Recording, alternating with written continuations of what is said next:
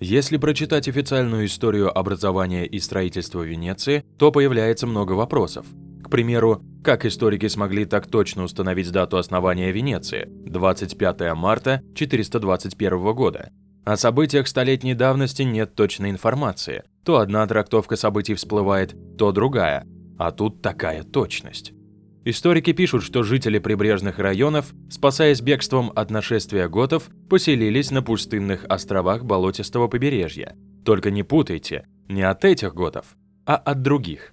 Это изображение готского вождя на мозаике Большого дворца в Константинополе. Но пробежали они на эти пустынные острова на болоте. А что дальше?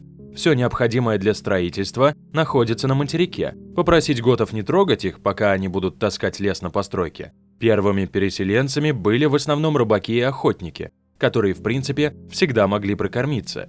Но строить им пришлось из того, что попроще – ветки, жерди и так далее. Все изменилось в 568 году, когда в Италию вторглись лангобарды, по-русски длиннобородые. Тут уже пришлось более знатным жителям перебираться к рыбакам и охотникам. Видимо, с готами они как-то еще могли договориться, а вот с длиннобородыми никак. Петра I на этих нехороших людей не хватает. В Википедии так и написано, что вновь прибывшие на жительство не привыкли жить в маленьких деревянных постройках на воде. Им подавай комфорт и всякие излишества. Поэтому мудрые венецианцы, решив пожить в безопасности, ведь не придет же в голову готу или длиннобородому проплыть 3,5 километра по воде на лодке, чтобы захватить очень богатых и знатных жителей Италии, стали строить основательные здания и дворцы прямо на воде. А чтобы здания не провалились в ил до самой глины, стали вбивать много-много сваи из лиственницы. Примерно вот так.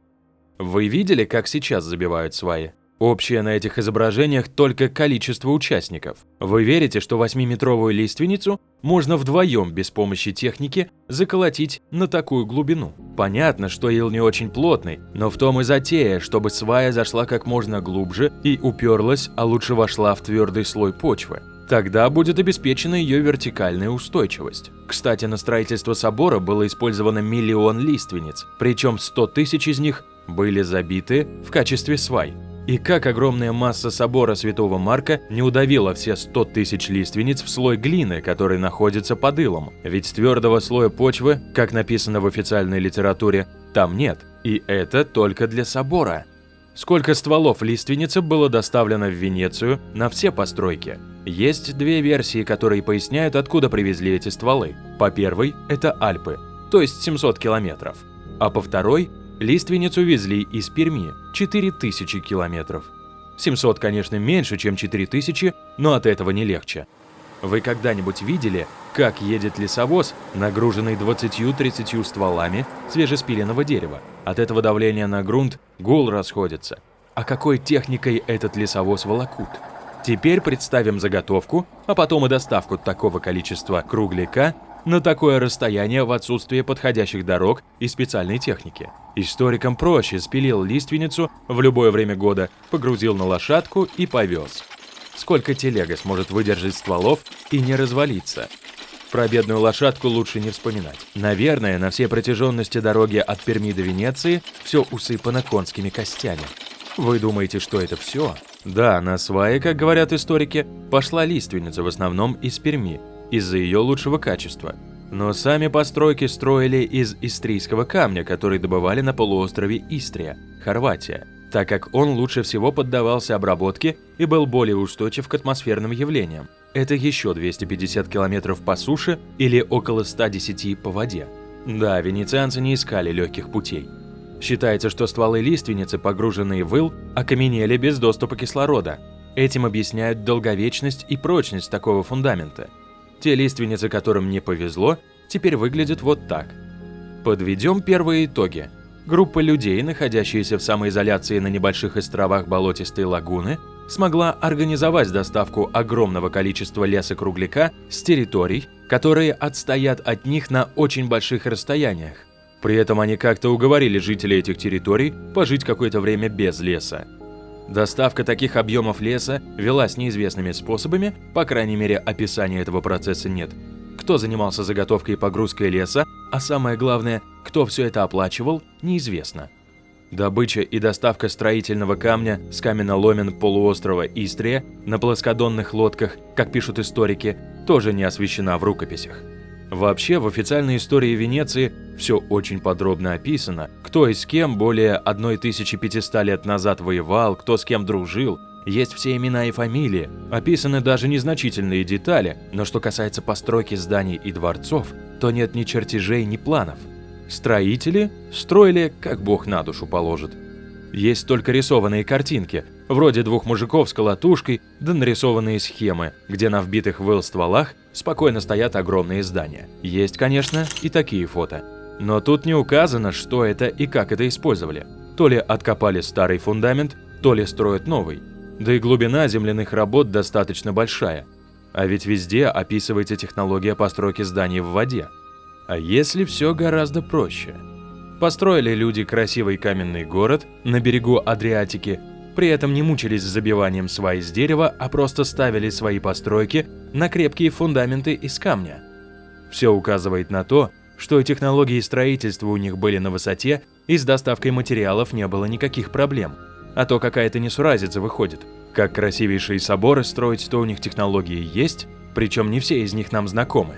А как фундамент прочный сделать, так два мужика деревянную сваю забивают. Было бы логичнее, если бы и фундамент был каменный или бетонный. Как вы думаете, те строители собора Святого Марка не смогли бы придумать такой технологии? Так вот, стоит огромный красивый город на берегу моря, а потом произошла катастрофа, в результате которой поднялся уровень Мирового океана. Часть города, которая была на возвышении, осталась, остальное затопило водой. Улицы превратились в каналы, по которым стали плавать на лодках и гондолах. На спутниковых изображениях видны под водой каналы и остатки ограждений. Крепость-звезда на материковой части, форт Маргера. Еще остатки крепости-звезды. Вспомните большие наводнения в городах. Там также люди плавают по улицам. Похоже на Венецию? Это город Тулун Иркутской области. Если вода не уйдет, то на балконе можно пристань для лодок сделать. Но если наводнение пришло и ушло, то подъем воды в Мировом океане назад не вернулся. Пришлось людям приспосабливаться к новым условиям жизни. Конечно, со всеобщим упадком и потерей большей части технологий пришлось и сваи из лиственницы забивать для ремонта старых и строительства новых построек. Но это не было в таком масштабе, как нам рисуют историки. Кстати, историки сами и указывают на причину подъема воды, когда описывают, что под толстым слоем ила находится очень толстый слой мелкодисперсной глины. Глина, которая упала с небес, залила многометровым слоем здания по всему миру, а водная поверхность нашей Земли гораздо больше суши. Сколько этой глины упало в Мировой океан, никто не посчитает. Но, скорее всего, ровно столько, насколько был общий подъем воды. Вспомните Архимеда с его криками во время купания в ванной. Эврика! Вопрос в другом. Почему историки так яростно замалчивают эту катастрофу? Не так давно из-за небывалого сильного отлива каналы Венеции сильно обмелели. Открылась интересная картина. Дно каналов выложено брусчаткой, то есть когда-то здесь ходили и ездили, а не плавали по воде. Ступени из дома спускаются до самого дна канала. Видны мощные фундаменты домов, а свай не видно. Здесь видна дверь, которую пришлось потом заложить, а также следы отмостки, которую делали как минимум 3 раза, чтобы предохранить кирпичи от намокания. Чтобы выйти из дома, пришлось построить арочные мостики из каждой квартиры. На этой фотографии идет плановая очистка канала от ила. Свай не видно. Историкам очень хотелось оправдать строительство мегаполиса на болоте. А где мы видим такое же непонятное строительство на болоте? Правильно, в Санкт-Петербурге. 12 мая 1703 года Петр I заложил деревянную крепость, которую назвали по-нидерландски Санкт-Петербург, то есть город Святого Петра. Скромненько так и со вкусом. Сподвижники Петра жаловались на подъем воды, но того это только веселило. В сентябре 1706 года он описал, как у него в комнате стояла вода, а по противоположной стороне, по улицам, как по реке, на лодках плавали люди. Петру зело было утешно смотреть, что люди по кровлям и по деревьям будто во время потопа сидели. Даже сегодня высота города над уровнем моря в центре от 1 до 5 метров. Довольно рискованное предприятие. Петербургское наводнение 1824 года. Ну и, конечно, сваи, куда без них на болоте. Справка о грунте Петербурга. Прочные грунты, осадочные и моренные, в Петербурге лежат на глубине 20-30 метров. Сверху зыбкие пылевато-глинистые грунты, требующие укрепления, потому что они неравномерно оседают. Для уплотнения применялись деревянные сваи длиной 6-8 метров, что несколько снижало деформацию зданий. Как и в Венеции, до более плотного слоя грунта и глины от 10 до 30 метров, а длина свай 6-8 метров.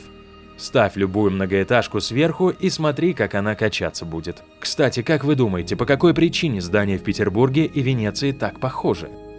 Оказывается, царь Зодчий пользовался теоретическими трактатами Витрувия, Палладио, Скамоцци и Виньолы.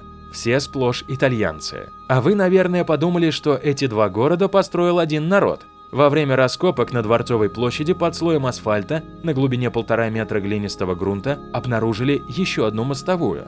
Если ее построили, как говорят ученые, в 18 веке, то что было причиной наноса такого слоя глины?